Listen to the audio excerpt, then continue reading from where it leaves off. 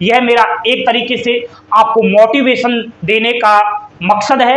मैंने आपको मोटिवेशन दिया है और इतना जागरूक किया है कि आने वाले भविष्य में नौकरी लेनी है तो इस सेक्टर में सबसे ज़्यादा चांस बन रहे हैं। रेलवे में नौकरी लीजिएगा। आपको मैंने शानदार सुविधाएं भी बता दी है कि आखिर अभ्यर्थी, आखिर युवा क्यों जाना चाहते हैं, कौन कौन सी भर्तियों में कौन कौन से पदों पर भर्तियां निकलने वाली है। नमस्कार दोस्तों, स्वागत है आपका अभिषेक क्लासेस के यूट्यूब चैनल पर। और बताइए कैसे हो आप सब। आशा करता हूँ ठीक होंगे। देखिए दोस्तों, बेरोजगारी इस भारत देश के अंदर जो है बहुत ज़्यादा बढ़ चुकी है। वर्तमान टाइम का अगर आंकड़ा देखा जाए तो बेरोजगारी जो दर है वह भारत के प्रत्येक राज्यों में इतनी ज़्यादा बढ़ गई है जिसकी कोई सीमा नहीं है मेरे दोस्तों। वह है इसलिए क्योंकि भारत की जनसंख्या ज़्यादा है, भारत का यूथ ज़्यादा है, रात दिन मेहनत कर रहे हैं, पढ़ाई कर रहे हैं अपने माता पिता का सपना पूरा करने के लिए और अपनी फ्यूचर को बनाने के लिए, लेकिन सफलता हासिल नहीं लग रही है। सफलता हासिल क्यों नहीं लग रही है, आखिर इसका रहस्य क्या है? आपने कभी इस चीज को अलग से थोड़ा बैठ करके शांत वातावरण में एकदम अकेला महसूस किया है क्या? नहीं किया होगा। आपका सिलेक्शन क्यों नहीं हो रहा है, सरकारी नौकरी क्यों नहीं लग रही है, कभी आपने ध्यान दिया है? आज मैं थोड़ी आपके लिए रेलवे में आने वाली भर्तियों के बारे में अपडेट दे रहा हूं। जो पहली बार प्रतियोगी परीक्षाओं की तैयारी करते हैं, जो स्कूली शिक्षा से थोड़ा कॉलेज लेवल में आते हैं, उनका सपना भी रहता है कि हम भी प्रतियोगी परीक्षाओं की तैयारी करें। वो शुरुआत में 1-2 साल तो मजे लेते हैं क्योंकि वो अपने आप को मानते हैं कि हम अब कॉलेज में हो गए हैं, हम भी अब जो है सरकारी नौकरी की तैयारी कर रहे हैं। लेकिन अगर आपने मजे ले लिए स्कूल से निकलते ही कॉलेज में, तो फिर आपकी सरकारी नौकरी कभी नहीं लग सकती।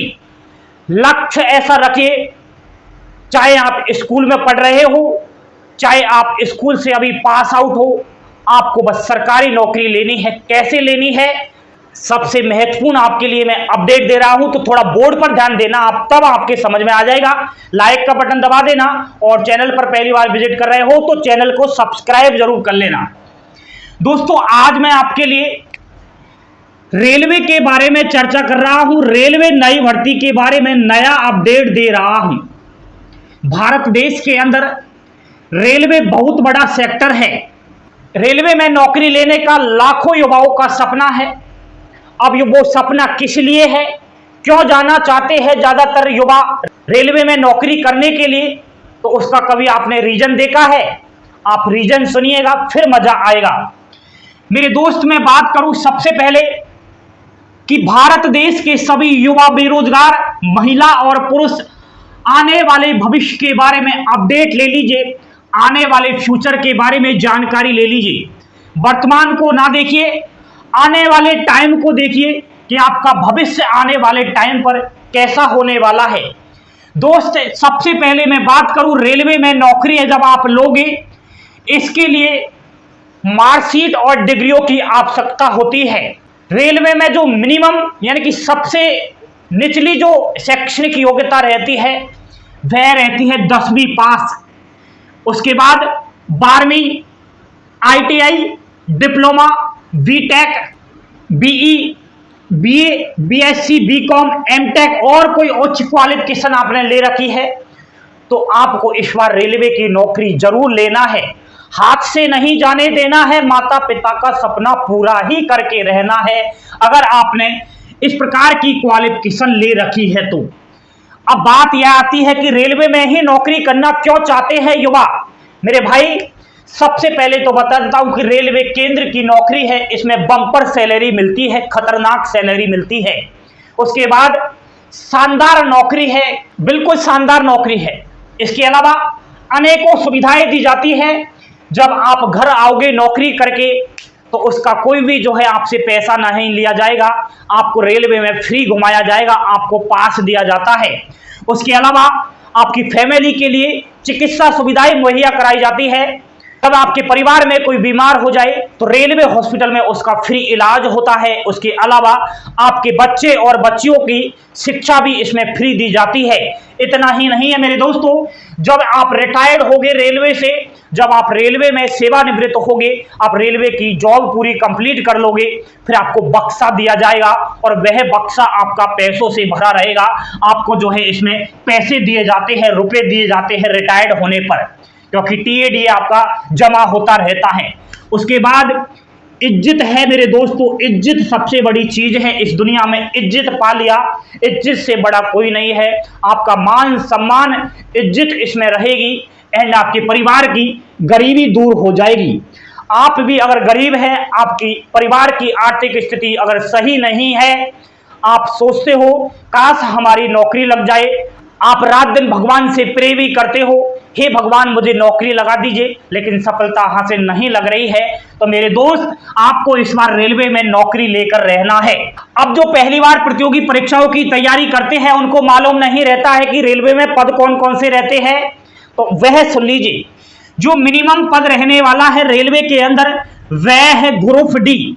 ग्रुप डी से नीचा पोस्ट कोई नहीं है। अब ग्रुप डी में भी बहुत सारी पद है मेरे दोस्तों, जैसे कि ट्रैकमैन, ट्रॉलीमैन, खलासी, helper, porter and track maintainer, gateman. Gateman जानते हो ना, फाटकों को खोलता है, वह गेटमैन होता है। पोर्ट्समैन, स्विचमैन भी होता है, कैबिन का मैन भी होता है, लीवरमैन और अस्पताल का अटेंडेंट। जो रेलवे हॉस्पिटल होते हैं ना, उनमें असिस्टेंट का जो पद होता है, वीवीआईपी नौकरी होती है ये, ठीक है। और स्टेनोग्राफर। तो ये रेलवे ग्रुप डी में आने वाले सभी पदों के बारे में मैंने आपको बताया है।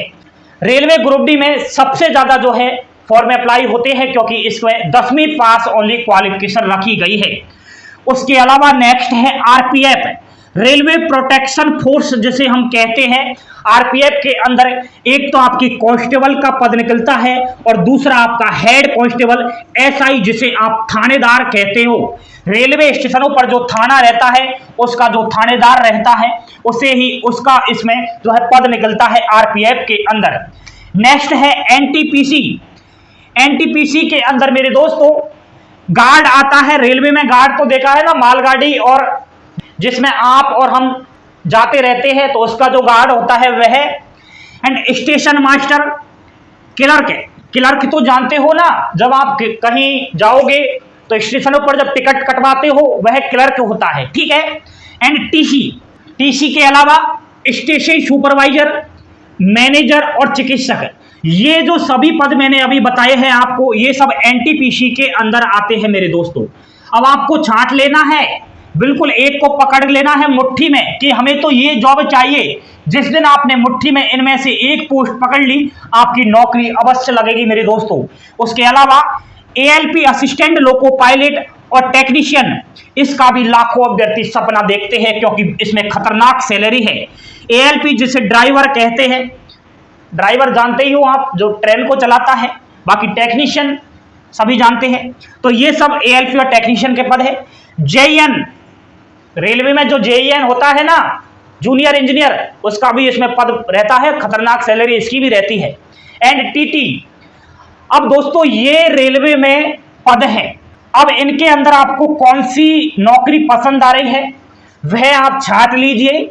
उसके बारे में आपको एक काम करना है, अलग से मेरे से जानकारी लेनी है, ठीक है। वैसे भी बता देता हूं कि ग्रुप डी 10वीं पास अप्लाई कर सकता है, आरपीएफ के अंदर 12वीं पास और 10वीं पास अप्लाई कर सकता है, एनटीपीसी के अंदर 12वीं पास और जो ग्रेजुएशन कर रखा है वह कर सकता है। एंड एएलपी और टेक्नीशियन, इसके लिए टेक्निकल डिप्लोमा और बीटेक वगैरह कर रखी है, कोई टेक्निकल कोर्स कर रखा है तो वह अप्लाई कर सकता है। जेईएन के लिए अगर आपने डिप्लोमा और टेक्निकल डिग्री ले रखी है तो इसके लिए फॉर्म अप्लाई कर सकते हो। टीटी के लिए 12वीं पास, तो ये क्वालिफिकेशन रहती है, ठीक है। अब बहुत सारे कैंडिडेट्स मेरे भाई कंफ्यूज रहते हैं टीटी और टीसी में। आखिर ये टीटी क्या होता है, टीसी क्या होता है, समझ में नहीं आता है। दो प्रकार के पद है, लेकिन होते क्या है मेरे भाई। जो टीटी होता है ना, टीटी ये ट्रेन के अंदर होता है, आपको खूब अच्छी तरीके से मालूम होगा। जब बिना टिकट अगर बैठ गए होंगे आप ट्रेन में, तो फिर आपसे क्या बनी होगी, आपकी क्या हालत हुई होगी, वो आपको खुद को मालूम है। तो किसका डर था, आपको इसी का डर था, ट्रेन के अंदर, ठीक है। और जो टीसी रहता है यह स्टेशन पर रहता है। जब कभी आप बिना टिकट के ट्रेन में बैठ गए, आप ट्रेन में नहीं पकड़े गए, टीटी से बच गए, मजा आ गया। अब आपको एक डर है कि काश भगवान स्टेशन नहीं आने से पहले ही ट्रेन रुकवा दे तो हम जो है कूद करके और निकल जाए। स्टेशन पर ही नहीं पहुंचे क्योंकि आपको डर रहता है कि स्टेशन पर पहुंच गए तो कौन पकड़ेगा, आपको टीसी ही पकड़ेगा। ठीक है, तो समझ गए ना टीटी कौन होता है और टीसी कौन होता है। ये तो आपके पदों के बारे में बात हो गई है।